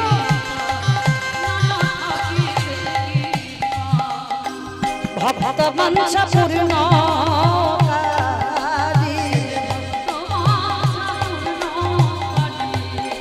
তাই তো ভক্তির লাগে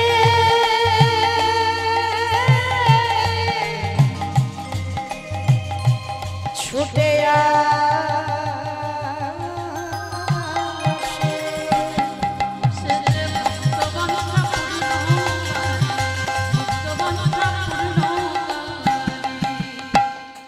বসুন্ধরা কেঁদে বলে স্বামী গো। আর বেশিক্ষণ নয়, আর 10 মিনিট পরে আপনাদের ঘুমানোর বিছানা করে দেব। 10 মিনিট একটু ধৈর্য ধরে বসো। আমি জানি খুব কষ্ট হচ্ছে ওখানে বসে থাকতে, বাবরে বাপ হরি বল। আর 10 মিনিট একটু সময় দেন। বসুন্ধরা নয়নের জলে আজ স্বামীকে ডেকে বলে স্বামী গো, ও স্বামী শুনলাম আমার ওই কৃষ্ণ নাকি তোমার বন্ধু। হ্যাঁ তো, তা বন্ধু যখন হয়েছে যাও না একদিন বন্ধুর বাড়ি থেকে ঘুরে এসো না। চুপ করো, জীবনে কোনোদিন ভুল করে তুমি বলবে না বন্ধুর বাড়ি যেতে, ওর সঙ্গে আমার চিরজীবনের দ্বন্দ্ব। ও স্বামী আমি কি বলছি যে তুমি তোমার বন্ধুর কাছে গিয়ে কিছু চাও? আমি বলছি সে যদি তোমার প্রাণ হয়, সে যদি তোমার জীবন হয়, যাও না গো একটু তার কাছে ঘুরে এসো। আমি তো কোনোদিন তোমার কাছে কিছু বায়না করিনি, যাও না। আমাদের অভাবের কথা খবরদার তুমি কোনোদিন বলবে না, তুমি একবার কৃষ্ণকে দেখে এসো। বসুন্ধরা এইটা তো আমি কোনোদিন ভাবিনি, ঠিক বলেছো, আমি আমার অভাবের কথা বলবো না, কিন্তু একবার আমার বন্ধুকে দেখে আসি। জানো খুব কষ্ট আমার বন্ধুকে দেখো, কিন্তু অভিমানে যেতে পারি না। তুমি ঠিক মনে করে দিয়েছো আমি কিছু চাইবো না, কিন্তু আমি যাব, একবার আমার বন্ধুর সঙ্গে দেখা করে আসবো। কিন্তু বসুন্ধরা এক বন্ধু আর এক বন্ধুর বাড়ি গেলে তো কিছু নিয়ে যেতে হয়, আমার বাড়িতে তো কিছু নেই গো। কে বলেছে? তোমার সহধর্মিনী আছে, আমি জোগাড় করে দিচ্ছি, তুমি একটু দাঁড়াও কেমন? যে নগরে নগরে গিয়ে আজ কাঙালির মায়া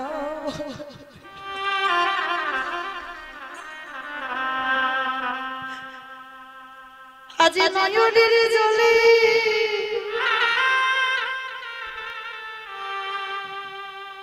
ওই আগে বাড়িতে কিছু খুদ পেয়েছি, এক বাড়িতে গন্ধ হয়ে যাওয়া গুড় পেয়েছি, আর এক বাড়ি থেকে পোকা লেগে যাওয়া চিড়ে পেয়েছি। দেবে কিসে গো? দেবার মতো কোনো জায়গা নেই। আমাদের ঘরে তো কত টিফিন বক্স, কত কন্টেনার, কত কি রয়েছে, শুধুমাত্র তা নেই, দেবে কিসে? নিজে যে কাপড়টা পরে আছে সে লজ্জা ঢাকতে পারে না, চারিদিকে ছিদ্র, সেই কাপড়ের আঁচলটা ছিঁড়ে দিয়েছি। ছিঁড়ে দিয়ে ওই খুদের নাড়ু আমার ভগবান খুব পছন্দ করে, একদিকে নাড়ু বেঁধে দিয়েছে আর একদিকে ওই শুকনো চিড়ে বেঁধে দিয়েছে। বেঁধে দিয়ে বলছে স্বামী যাও, তুমি যাও তোমার বন্ধু কৃষ্ণকে দেখে এসো। পুটলি দুটো বুকে করে সুদামা ধরেছে। মনে রেখো মা, ভগবানের দেওয়া জিনিস যদি মাটিতে পড়ে যায় সেটা সেবায় লাগে না। বুকে করে জড়িয়ে ধরেছে সুদামা। আসি, আমি যাচ্ছি তাহলে। বসুন্ধরা, তুমি ভালো থেকো কেমন? আমার কৃষ্ণের সঙ্গে একটু দেখা করে আসি। এসো স্বামী। আজকে স্বামীকে প্রণাম করে বিদায় দিল। যাচ্ছে দ্বারকায় কৃষ্ণের সঙ্গে দেখা করতে।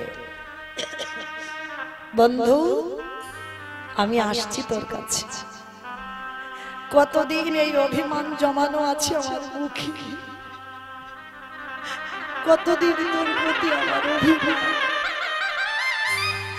আমি আসছি বন্ধু তোর কাছে। এক সপ্তাহ হাঁটতে হাঁটতে আর হাঁটতে পারছে না।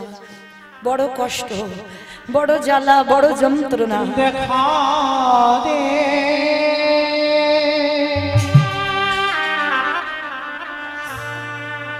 কৃষ্ণ,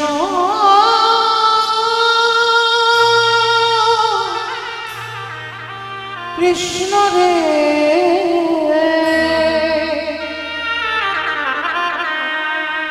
আমি তো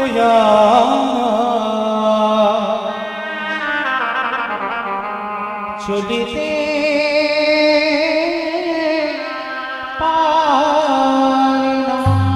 দেখা দে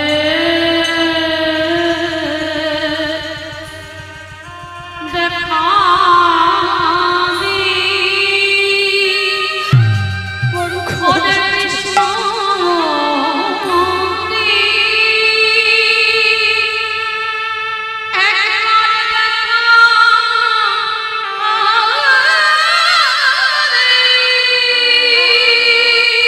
কোথায় গেলে আমি পাবো?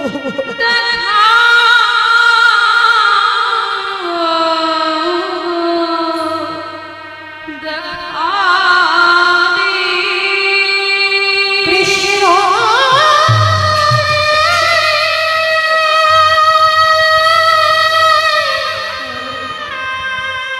দেখা দে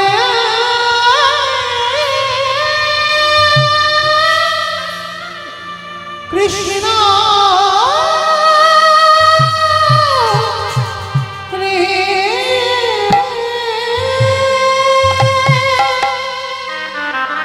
দেখা দি, দেখা দি, দেখা দি। যেই না চরণটা পেলেছে, চরণে কণ্টক বিদীর্ণ হয়েছে। কৃষ্ণ, আর যে আমি ছুঁতে পারি না। বড় কষ্ট, বড় জ্বালা। একবার আমার কৃষ্ণ নামে কাঁদবে কাবে আর ওরে আমার পরাণ।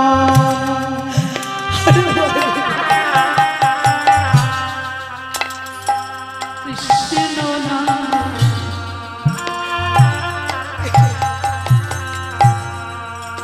কাঁদবে কবে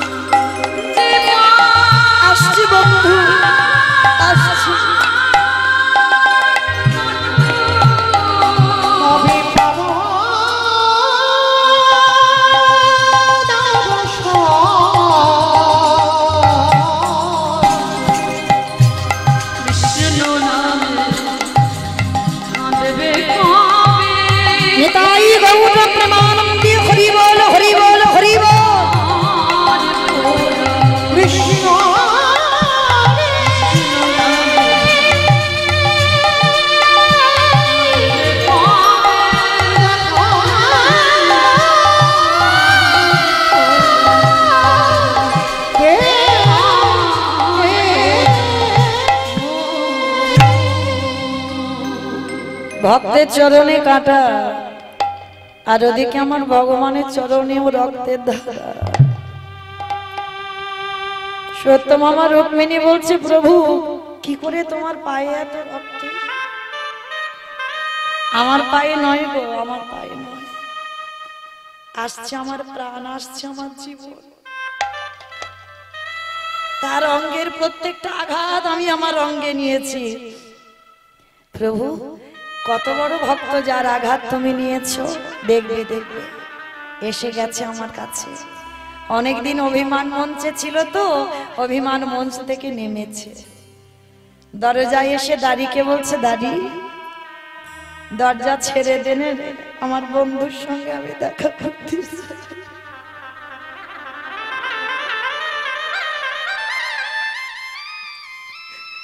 কতদিন আমার বন্ধুকে দেখিনি রে, একবার দে না, একবার আমার বন্ধুর কাছে যেতে দে না। দাঁড়িয়ে বলে বললেন, কে তুই? কে তোর বন্ধু? এখানে কোনো বন্ধু টন্ধু থাকে না, এখানে থাকে মহারাজ কৃষ্ণচন্দ্র। ওটাই তো আমার বন্ধু। দেখেছো কোথা থেকে কাঙাল এসে ভিখারি এসে ও বলছি ওর নাকি বন্ধু। ভগবানকে যারা ভালোবাসে তাদের তো কাঙাল করে দেয় গো। তাই ভগবান রাজা ছেড়ে বুঝতে পারছে না ওই ভিখারি তার বন্ধু বলে। এই ভিখারি শোন, ওখানে বস, আমাদের মহারাজকে ডেকে সোনা দানা মণি মাণিক্য যা চাইবি তোকে দেব। মহারাজ সোনা দানা দেবে? আমি তো ওইগুলোর ভিখারি নই রে, আমি তো বন্ধু হারা ভিখারি। আমার বন্ধুকে দেখতে চাই। এই কখন থেকে বলছি, তুই শুনতে পাচ্ছিস না? এখানে তোর বন্ধু থাকে না, এখানে থাকে মহারাজ কৃষ্ণ। বারবার বলছে, আর যখন দাড়িকে বারবার বলতে হচ্ছে, দাড়ি রেগে গেছে। দাড়ির হাতে বেতের বাড়ি ছিল, ওই বেতের বাড়িটা দিয়ে সুদামাকে বেত্রাঘাত। দূর হয়ে যা, বেরিয়ে যা, দূর হয়ে যা বন্ধু।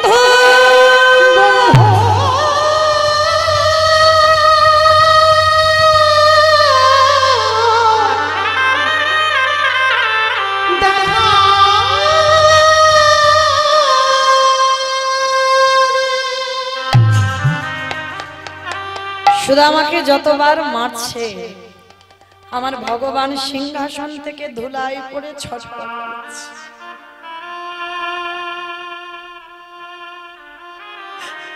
ভগবানের অঙ্গ থেকে রক্ত ঝরছে।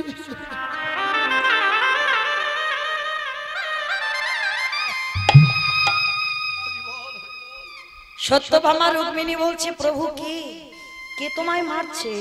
আমাকে নয় সত্যভামা, আমাকে নয়, আমার প্রাণ এসে গেছে না দরজা, আমার প্রাণকে মারছি, তার আঘাত আমি অঙ্গে নিয়েছি। প্রভু কত বড় ভক্ত, যে ভক্তের আঘাত তুমি তোমার অঙ্গে ধারণ করেছো, কত বড় ভক্ত। দেখবে দেখবে আসছে তো আমার প্রাণ, দেখবে দাঁড়াও।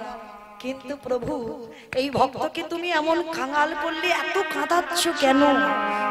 জানো সত্যভামা, কিছুদিন আমার ভক্ত অভিমান মঞ্চে বসেছিল, অহংকার মঞ্চে। আর সেই যে অহংকার মঞ্চে বসেছিল, চোখের জলে এই হৃদয়ের অহংকারটা একটু ধোয়াতে হবে। তাই তো আমি ওকে এত কষ্ট দিচ্ছি। দাড়ি এত মারা মেরেছে সুদামা চৈতন্য, ভগবান রাজ সিংহাসন থেকে ছুটে গিয়ে দাড়ির হাত থেকে বেতের বাড়িটা কেড়ে নিয়ে বলছে, দাড়ি তুই কার অঙ্গে বেত্রাঘাত করেছিস? ও যে আমার প্রাণ, ও যে আমার জীবনের জীবন বন্ধু। মহারাজ মহারাজ বুঝতে পারিনি, বুঝতে পারিনি তোমার প্রাণ বলে, তোমার জীবন বলে। বেশ, ভগবান যেই না কোলে কোলে নিয়েছে সুদামাকে, ওমা পরশমণির পরশ পেলে তো লোহা সোনা হয়, আর আমার ভগবান পরশ পেলে তার কি কোনো জ্বালা থাকে? তুমি যদি ভগবানকে হৃদয়ে ধরো, শরীরের যত ব্যাধি সব ছুটে যাবে। সুদামা সব কষ্ট চলে গেল। আর যখন কষ্ট চলে গেল, ভগবান ওই কোলে করে নিয়ে যে সিংহাসনে বসে সুদামাকে বসিয়েছে। শুধু বসালো না, সত্যভামা রুক্মিণীকে বলছে, যাও সত্যভামা, পাদ্দার্ঘ্য নিয়ে এসো। পাদ্দার্ঘ্য নিয়ে এসেছে, ঘটিতে করে জল নিয়ে এসো, একটু বাঁকার বাতাস হবে। ভগবান সোনার থালায় সুদামার চরণ দুটো রেখে ভগবান নিজের হাতে চরণ ধোয়াচ্ছে। সুদামা বলছে, কৃষ্ণ তুই এটা কি করছিস? কথা বলবি না, একটা কথা বলবি না, যা করছি খালি দেখে যা, দেখে যা। শুধু চরণ ধোয়াচ্ছি নয়, ভগবান ওই চরণ ধোয়া জল পার করছি।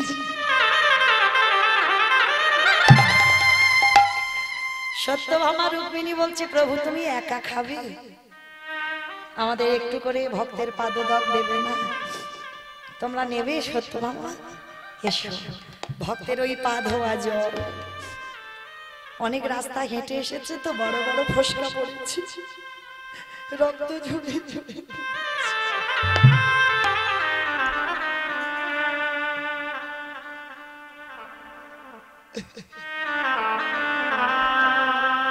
ওরে সুদামা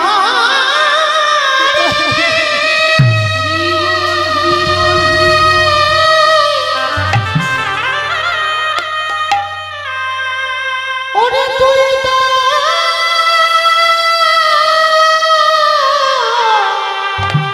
জানিস না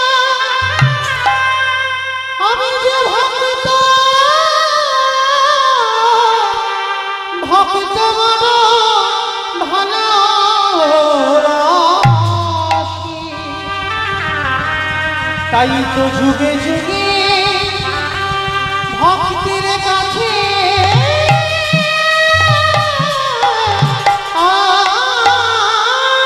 আসি। ভগবান যেই না চরণ ধোয়া জল সেবা করছে, সুদামা বলছে, কানা এটা তুই কি করছিস? আমি কানা। বলে, 14 বছর আমার খড়ম সেবা করেছিলিস, মনে নেই? তোর কাছে তো আমি ঋণী হয়ে আছি, সেই ঋণটা আমি আজকে শোধ করে দিলাম। ভগবান কোলে করে নিয়ে সোনার পালঙ্কে ঘুমায়, সেখানে ঘুম পাড়িয়েছে। আর শুধু ঘুম পাড়াইনি, ভগবান চরণে সেবা করেছে। আরে যেই না ভগবান ভক্তির চরণ সেবা করে, সুদামা বলছে, কানাই এটা কি সাজে তোর? বলে, চুপ, বলিছি না আজকের একটা কথা বলবি না, আমি যা করবো শুধু দেখে যাবি। হ্যাঁ রে, আমার কাছে যে এলি, শুনলাম তুই নাকি বিয়ে করেছিস। হ্যাঁ করেছি। তা আমাকে কই নিমন্ত্রণ করলি না? করবো কি করে, তোর সঙ্গে তো ঝগড়া চলছিল। তাই বুঝি, ওই জন্য বলিসনি। ঠিক আছে। হ্যাঁ রে, বসুন্ধরা আমার জন্য কিছু পাঠাইনি? সব তো জানি কি এনেছে, কিছু পাঠাইনি, পুডলিটা লুকাচ্ছে। না কানাই, আমি তোর কাছে আসবো, আমার গিন্নি তো জানে না, ওই জন্য কিছু পাঠাইনি। বাবা সেদিন ছোলা খেয়ে বলেছিল খাইনি, তাতে পাপ ছিল, কিন্তু আজকের মিথ্যা বলছি, এতে পাপ নেই। কেন? সেটা মিথ্যা বলেছিল আর এটাও মিথ্যা বলছে, কিন্তু এই মিথ্যাতে পাপ নেই। কেন জানো? এর মনে তো সংশয় যে ভগবান রাজার ছেলে, আমি এই কাঙালির এই ভিক্ষাটা কি করে দেব, এই ভয়ে পড়ে মিথ্যা বলছে। এই মিথ্যাতে পাপ নেই। ভগবান বলছে, বলে যশোদামা, সেদিনে ছোলা খেয়ে বললি খাসনি, তার জন্য তোকে আজকের আমার থেকে ছাড়া হয়ে থাকতে হলো। আজকের আবার মিথ্যা বলছিস, কিন্তু আমি জানি তুই এই মিথ্যাটা কেন বলছিস। দেখ এবার কি করি। এইবার ভগবান জোর করে বন্ধুর কাছ থেকে পুরলিটা কেড়ে নিয়ে বলছে, দেখি তো, তুই তো বললি কিছু নেই, দেখি কি আছে। এইবারে পুটলিটা যখন খুলেছে, দেখে কিনা ওই পুটলির একাধারে বাঁধাই আছে একটু খুদের নাড়ু। ও বাবা, আমি তো খুদের নাড়ু খেতে ভালোবাসি, আর নাড়ুর জন্য দুইজনে ঝগড়া হয়েছিল, ওই জন্য আমার জন্য নাড়ু পাঠিয়ে দিয়েছে। বাবা বাবা, আর একদিকে দেখি তো কি বাঁধা আছে।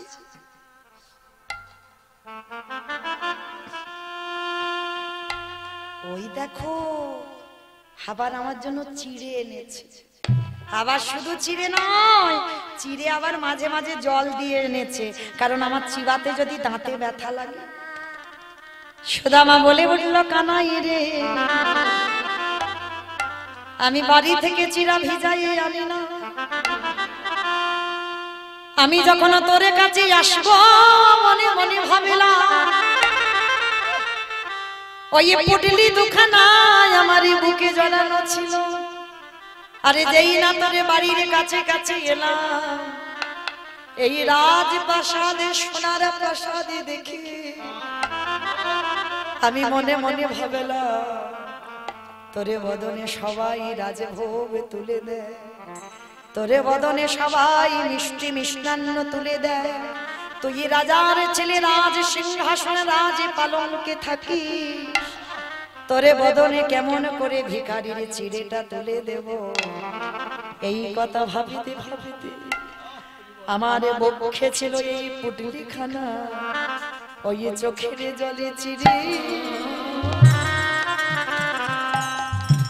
চিড়ে ভিজে গিয়েছে। ওরে তোরে কথা নিতাই গৌর হরি বল, হরি বল, হরি বল।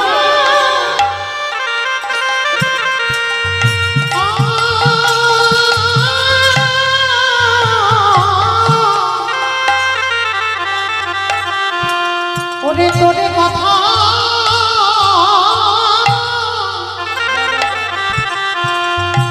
ভাবিতে ভাবিতে ওরে কানাই রে,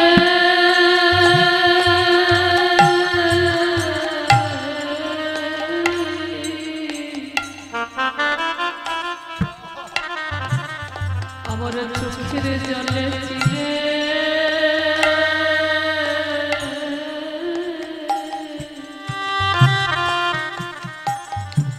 চিরে ভিজে গিয়েছে।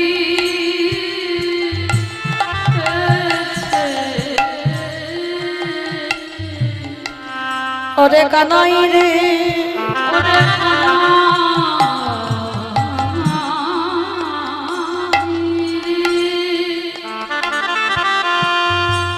এটা করতে তোকে সবাই রাজভোগ দিয়ে সেবা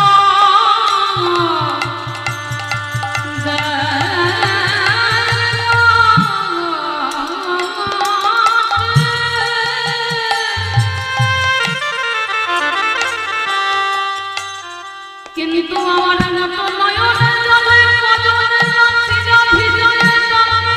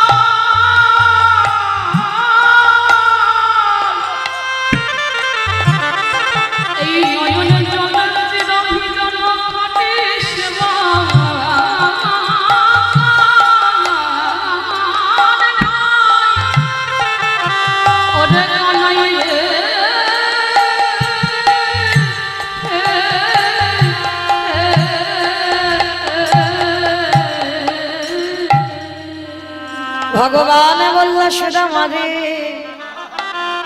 আজ যে চিরে ভিজাই আমায় দিলি, আমি তোর কাছে প্রতিজ্ঞা করিলাম আগত কলিযুগে যেদিন আমি গৌর অবতারে নদিয়ায় যাব, যদি আমার আগে জন ভক্ত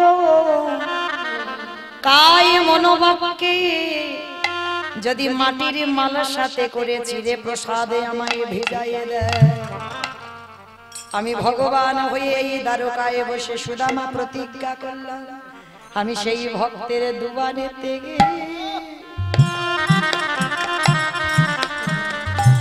দুবারেতে বাধা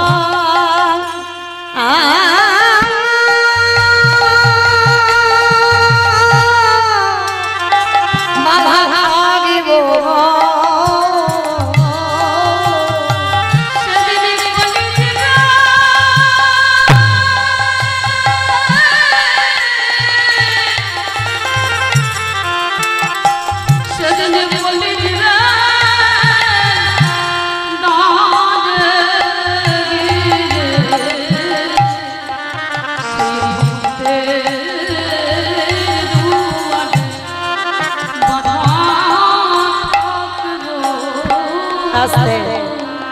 ভগবান মনে মনে ভাবলো সুদামা আমার কাছে কিছু চাইবে নিশ্চয়, কিন্তু অত সোজা নয়। আজকে সারা রাত দুই বন্ধু গল্প করে কাটালো, কিন্তু একবারও বলেনি সুদামার অভাবের কথা। সকাল হলো, ভগবান বলল সারা জীবন আমি ভক্তের চরণের দাস হয়ে আছি, আজকের আমি নিজেই হেরে যাব। মা লক্ষ্মীকে ডাকলো, যাও তুমি গিয়ে বসুন্ধরার কুড়ে ঘর রাজ অট্টালিকা করে দিয়েছো। রাতারাতি রাজ অট্টালিকা হয়ে গেল, কৃপা হয়ে গেল ওদিকে বসুন্ধরার। সকালবেলা হলো, এইবার সুদামা বাড়ি যাবে। সুদামা বলছে কানাই এবার আমি আসি। ভগবান ইতস্তত করছে, কিছু তো বল, কিছু তো চা। সুদামা বলে কানাই অত সোজা নয়, এ জীবনে প্রতিজ্ঞা করেছি মরে যাব কিন্তু তোর কাছে হাত পাতবো না, দেখি তুই কি করিস। ভগবান ভাবলো যাক সারা জীবন আমি ভক্তের কাছে পরাজয়, আজকের নয় আর একবার হলাম, পরাজয় হয়ে গেল। সুদামা চল আজকে তুই হেঁটে এসেছিস, এবার আমি রথে করে রেখে আসবো। ভগবান রথে করে নিয়ে গেল বিদর্ভ নগরে।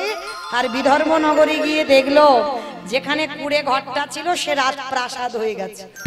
উমা, এ মনে হয় কোন বড় লোকেরা আমার বাড়ি ভেঙে দিয়ে সে বিল্ডিং তৈরি করেছে। এ কি বসুন্ধরা?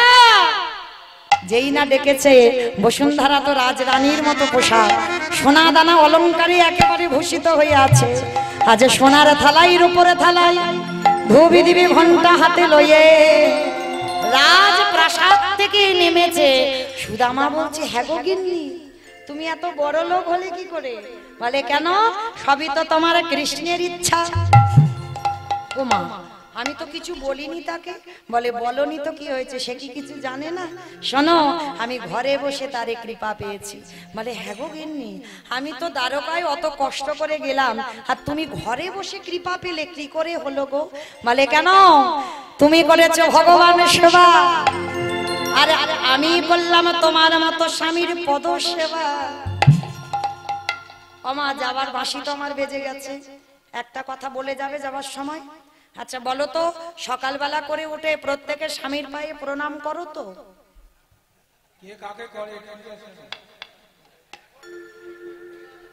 স্বামী প্রণাম করে, এইটাও আমার ঠিক কথা, খাঁটি কথা বলেছে। এখন স্বামী প্রণাম করে, স্ত্রী নয়। এ যুগ উল্টে যাচ্ছে না, কিন্তু মা এগুলো আমাদের মতো মেয়েদের কাজ নয়। যারা সতী নারী, সতী নারী তো তাদের বলবো, এ জগতে যাদের দুইটি স্বামী। আমার কার দুটো স্বামী আছে একবার হাত তোলো তো দেখি।